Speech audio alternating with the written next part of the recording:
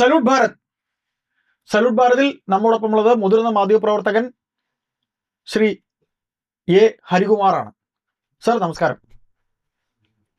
നമസ്തേ Ayyappadas. Sir, Maha Kumbh Mela നടന്ന സ്ഥലമാണ് പ്രയാഗ്രാജ്.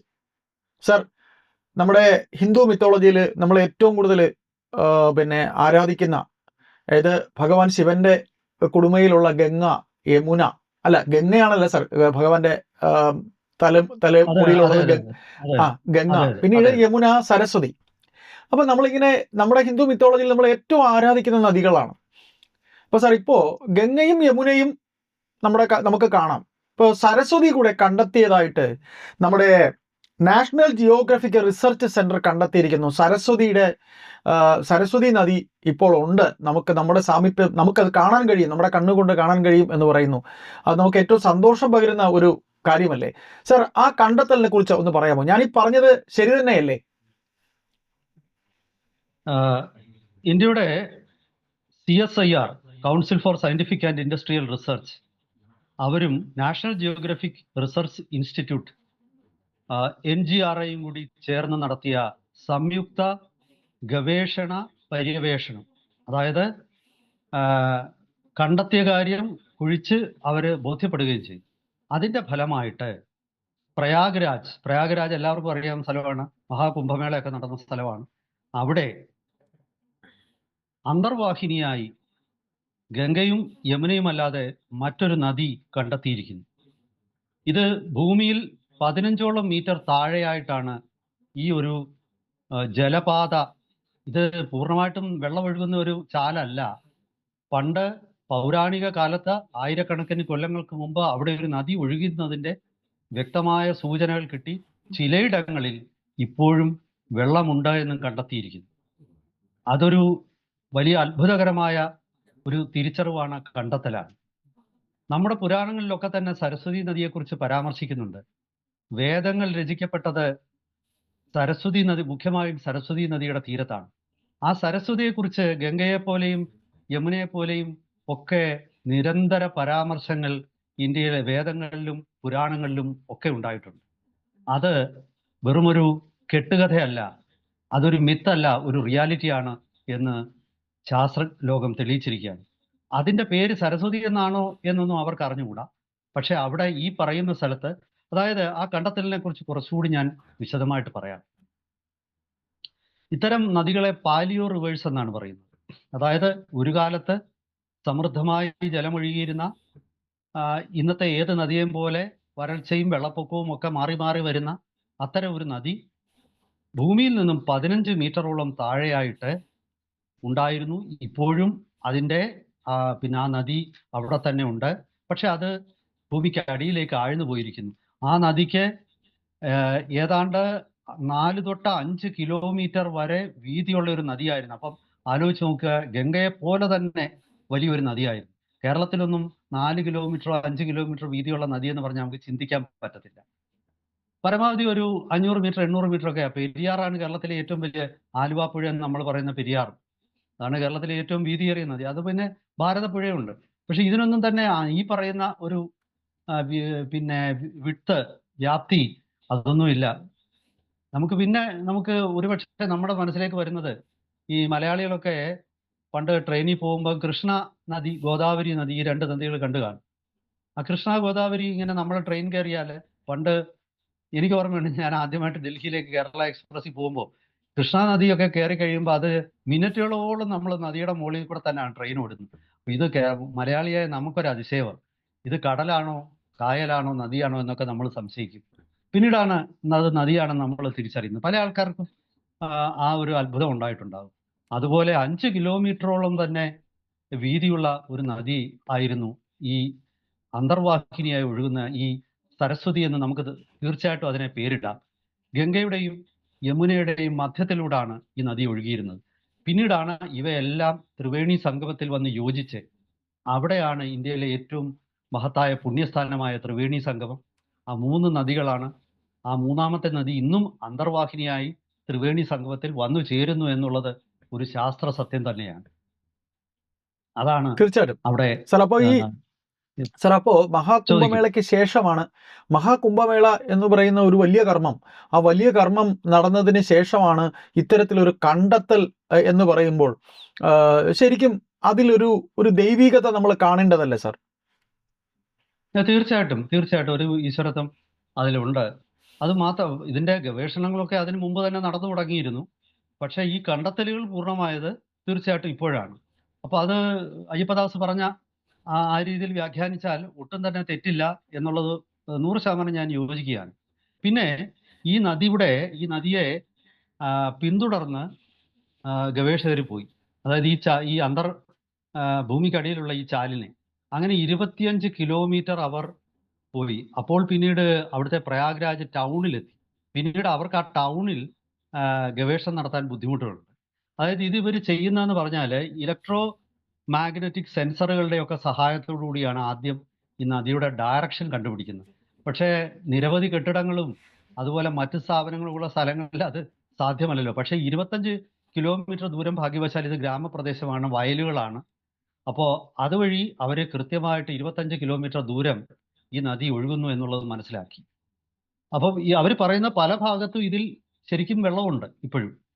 അതും സർക്കാരിനൊരു വലിയ അറിവാണ്. കാരണം ഇതിന് ആത്മീയതയുടെ നമ്മുടെ ഒരു പാരമ്പര്യത്തിന്റെ ഒരു തിരിച്ചറിവ് മാത്രമല്ല, അതില് ഈ ഗ്രൗണ്ട് വാട്ടർ ടേബിളുമായിട്ട് ബന്ധപ്പെട്ട ശാസ്ത്രീയമായ വിഷയങ്ങളുമുണ്ട്. അതായത് ഈ പ്രദേശത്തെ ഗ്രൗണ്ട് വാട്ടർ ടേബിളില് ഇത്ര ആഴത്തിൽ വെള്ളം കിടപ്പുണ്ട്, 15 മീറ്റർ താഴെ ജലമുണ്ട്. മാത്രവുമല്ല, ആ ജലം 15 മീറ്റർ താഴെയുള്ള ഈ ഒഴുകുന്ന നദിയിലൂടെ അത് വേണമെങ്കിൽ നമുക്ക് റീചാർജ് ചെയ്യാം. അതായത് ഇപ്പോൾ ആ പ്രദേശത്ത് പെയ്യുന്ന മഴ, അതുപോലെ മറ്റു രീതിയിൽ ഉള്ള ജലപ്രവാഹങ്ങൾ, ഇതൊക്കെ തന്നെ ഭൂമിക്കടിയിലേക്ക് തിരിച്ചുവിട്ടാൽ നമുക്ക് ഈ പ്രദേശത്ത് അത് സ്റ്റോർ ചെയ്തിരിക്കും. അങ്ങനെ ആ പ്രദേശത്തിന്റെ കിഴക്കൻ ഉത്തർപ്രദേശിന്റെ തന്നെ അണ്ടർഗ്രൗണ്ട് വാട്ടർ ടേബിൾ എന്ന് പറയും. അതായത് ഭൂമിയുടെ ഉപരിതലത്തിന് താഴെയുള്ള ജലലഭ്യത അത് കൂട്ടി വന്നാൽ ആ പ്രദേശത്തെ കിണറുകളിലും അതുപോലെ ആ പ്രദേശത്ത് ഉള്ള മറ്റ് ജലസ്രോതസ്സുകളിലും ഒക്കെ തന്നെ വെള്ളം എപ്പോഴും നിറഞ്ഞു നിൽക്കും.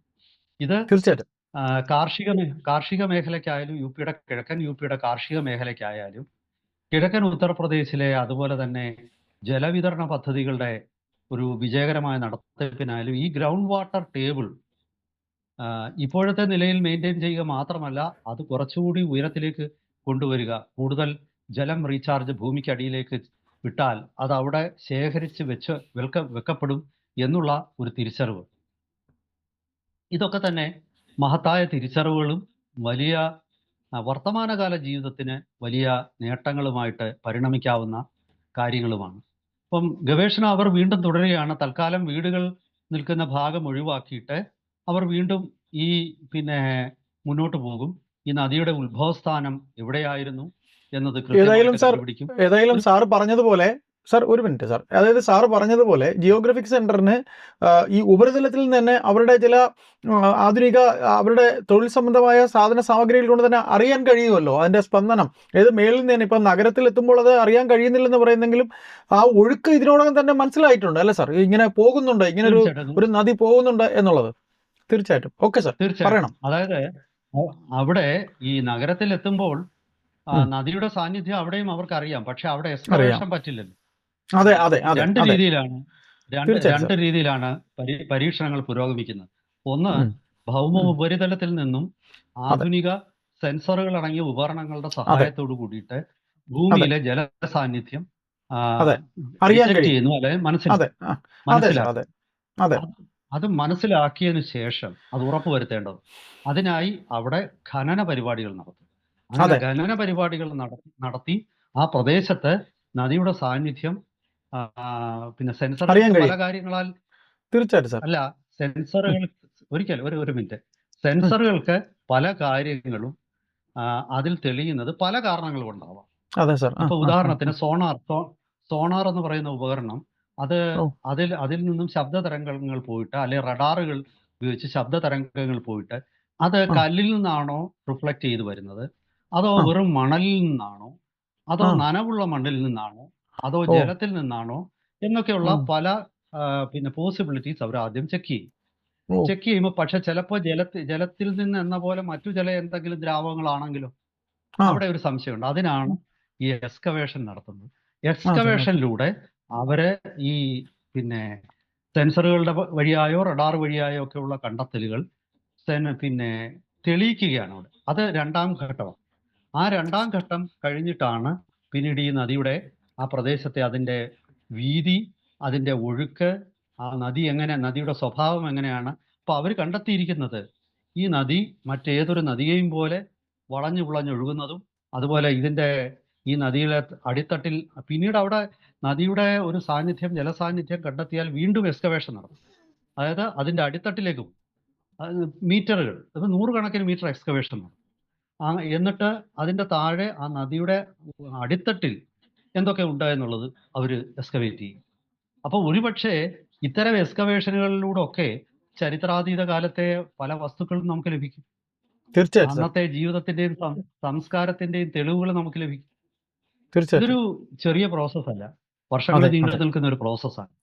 അതെ അപ്പോൾ ഇവര് ഈ തൽക്കാലം എക്സ്കവേഷൻ ആക്ടിവിറ്റീസ് നഗരത്തിൽ നടത്താൻ പറ്റത്തില്ല.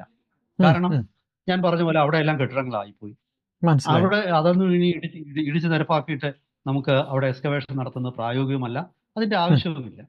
അപ്പോൾ പിന്നെ മറ്റു ഉപകരണങ്ങൾ ഉപയോഗിച്ച് അതിന്റെ ദിശ ഭൗമ ഉപരിതലത്തിൽ മനസ്സിലാക്കാം നിന്നും മനസ്സിലാക്കിയിട്ട് അവർ വീണ്ടും ഇത് മുന്നോട്ട് കൊണ്ടുപോകും. അങ്ങനെ മുന്നോട്ട് കൊണ്ടുപോയിട്ട് ഇതിന്റെ ഉത്ഭവസ്ഥാനം എവിടെയാണെന്ന് തിരിച്ചറിയും. അപ്പോൾ തീർച്ചയായിട്ടും ഉത്ഭവസ്ഥാനത്തിൽ ഇത് അവിടെ ഒഴുകുന്നുണ്ടോ ഇപ്പോഴും? അടുത്ത ഉം. ചോദ്യം അതാണ്. അതെ എന്നിട്ട് ഇത് ഉത്ഭവസ്ഥാനം കണ്ടെത്തിയാൽ വീണ്ടും ഈ ഉം, നദിയുടെ അന്ത്യസ്ഥാനവും അവർ കണ്ടുപിടിക്കും. അതായത് വർഷങ്ങൾ ഉം. നീണ്ടു നിൽക്കുന്ന ഒരു പ്രോസസ് ആയിരിക്കും ഇത്. ഇത് ഏത് ആയിരിക്കും ഭാഗത്താണ് സമുദ്രത്തിൽ പോയി ചേർന്നിരുന്നത്, അങ്ങനെയൊക്കെയുള്ള ഒരുപാട് കാര്യം. ഇപ്പോൾ ഈ സരസ്വതി നദിയെക്കുറിച്ച് ഇപ്പോൾ നിലനിൽക്കുന്ന ഒരു സംശയം, രാജസ്ഥാനിലൂടെ ഒഴുകുന്ന ഉം, ഘഗാർ എന്നൊരു നദിയുണ്ട്. ആ ഉം. നദിയായിരുന്നു സരസ്വതി നദിയുടെ ഭാഗമായിരുന്നു എന്നുള്ള ഒരു ആ, ഒരു ഒരു വർത്തമാനവും ഒരു കേൾക്കുന്നുണ്ട് ചിന്തയാണ് ഉം, അല്ല, ഉം, ശാസ്ത്ര ഉം. ലോകത്ത് നിലനിൽക്കുന്ന ഓ ഒരു ഇൻഫറൻസ് ഉം. ആണ്. ആ അതെ സർ ഗംഗാർ നദി പക്ഷെ അങ്ങ് മരുഭൂമിയിലൂടെ ഒഴുകി അതിന്റെ ഉം, അന്ത്യസ്ഥാനത്ത് അത് ഉണങ്ങി വരണ്ടു പോവുകയാണ്. അപ്പോ ഉം. അതും അത് സരസ്വതിയുടെ പോഷക നദി ആയിരുന്നോ, അതോ ഇപ്പോൾ മെലിഞ്ഞു പോയ പഴയ സരസ്വതി തന്നെ സരസ്വതിയുടെ ഭാഗം തന്നെയാണോ ഇത്? ഇതൊക്കെ ഒരുപാട് ചോദ്യങ്ങളാണ്. പിന്നെ ഇതിന് സമാന്തരമായിട്ട് ആർക്കിയോളജിക്കൽ പഠനങ്ങളിൽ ഇതിന്റെ അടുത്ത പ്രദേശങ്ങളിൽ അല്ലെങ്കിൽ നദിയുടെ അടിത്തട്ടിൽ തന്നെയുള്ള സെലക്റ്റഡ് ഏരിയാസിലുള്ള എക്സ്കവേഷൻസിലൂടെ നമുക്ക് ഇതിന്റെ ഒരു കാലനിർണ്ണയം നടത്താം. അതായത് സാർ ഇതിപ്പോൾ ഏതായാലും ഏത് സാർ ഇതിന്റെ കാലഘട്ടത്തിലാണ് ഏതായാലും സാർ നമുക്ക് സമയക്കുറവ് മൂലമാണ് ഞാൻ ഇടപെടുന്നത്. ഏതായാലും ഇതിന്റെ മറ്റ് കൂടുതൽ ഈ പറയുന്ന രീതിയിൽ ഉത്ഭവം തെരഞ്ഞു പോകുമ്പോൾ സാർ പറഞ്ഞു വെച്ചൊരു പ്രധാനപ്പെട്ട ഒരു പോയിന്റ് എന്ന് പറയുന്നത് ഭൂഗർഭജലം ഇല്ലാത്ത ഗ്രാമപ്രദേശങ്ങളിൽ കിണറുകൾ സ്ഥാപിക്കുന്നതിനുള്ള വെള്ളമൊക്കെ ഈ നദിയിൽ നിന്ന് കിട്ടുമായിരിക്കും അല്ലേ സാർ? അല്ല, തീർച്ചയായിട്ടും അങ്ങനെയുള്ള ഒരുപാട് ഉം, സാധ്യതകളിലേക്ക് ആ ഉം, പ്രദേശത്തിന്റെ തന്നെ മൊത്തം ജല ലഭ്യതയെക്കുറിച്ച്, അവിടുത്തെ വാട്ടർ ടേബിൾ റീചാർജ് ചെയ്യുന്നതിനെ കുറിച്ച്, ഉം. അങ്ങനെയൊക്കെയുള്ള ഒരുപാട് അമൂല്യമായ വിവരങ്ങൾ ഈ നദിയുടെ ഗവേഷണത്തിലൂടെ പിന്നെ നമുക്ക് കിട്ടും. അത് മാത്രമല്ല, ഒന്നുകൂടെ പറഞ്ഞ് ഞാൻ അവസാനിപ്പിക്കുകയാണ്. അതെ സാർ അതായത് അതെ നദിയുടെ കാലഘട്ടം എന്തുകൊണ്ടാണ് ഈ നദി വരണ്ടുപോയത്, പ്രകൃതിയുടെ മാറ്റങ്ങൾ എങ്ങനെയൊക്കെയാണ് ഉണ്ടായത്, വരും കാലങ്ങളിൽ ഇത്തരം അറിവുകളിലൂടെ നമ്മുടെ ഇപ്പോഴത്തെ നദികളെ തന്നെ സംരക്ഷിച്ചു നിർത്താം. അതായത് ഗംഗയോളം വീതിയുള്ള ഒരു നദി വരണ്ടുപോയി എന്നുള്ളത് നമുക്കൊരു വലിയ മുന്നറിയിപ്പാണ്. കാരണം തീർച്ചയായിട്ടും ഏതൊരു നദിക്കും, ഗംഗയാണെങ്കിലും ബ്രഹ്മപുത്രയാണെങ്കിലും അല്ലെങ്കിൽ ആഫ്രിക്കയിലെ നൈലാണെങ്കിലോ മിസിസിപ്പി ആണെങ്കിലോ ചൈനയിലെ യാങ്സെ ആണെങ്കിലോ വരണ്ടു പോകാം, ഇത്ര വലിയ നദിയും ഇല്ലാതാകാം എന്നുള്ള ഒരു ഒരു കൃത്യമായ ഒരു മുന്നറിയിപ്പാണ് ഇത് നൽകുന്നത്. എന്തായാലും ശരി, കൂടുതൽ വിവരങ്ങൾ ഉണ്ടായി, സംഭവ വികാസങ്ങൾ, ഗവേഷണ ഫലങ്ങൾ ഉണ്ടാകുന്ന മുറയ്ക്ക് നമുക്ക് വീണ്ടും പ്രേക്ഷകരുമായി വീണ്ടും ഇരിക്കാം സാർ. പങ്കുവെക്കാം. അതുവരെ എല്ലാവർക്കും ഒരിക്കൽ കൂടി നമസ്കാരം.